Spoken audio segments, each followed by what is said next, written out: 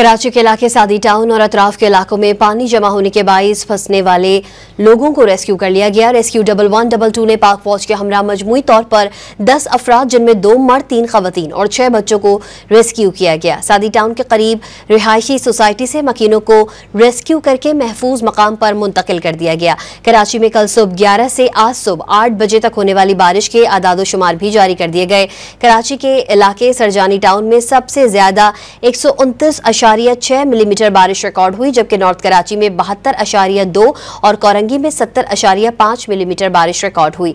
महकमे मौसमियात के मुताबिक डिफेंस फेज 7 में 70, गुलशन हदीद में 59, पीएफ फैसल बेस पर 55, नाजमाबाद में 54, किमाड़ी में 52, सादी टाउन में 51.2 मिलीमीटर बारिश रिकॉर्ड हुई। गुलशन मेमार में 47.9, औरंगी टाउन में 47.2, एयरपोर्ट पे 46.7, M9 पर 45, यूनिवर्सिटी रोड पर 44.4, पीएफ मसरूर बेस पर 41 मिलीमीटर बारिश रिकॉर्ड की गई।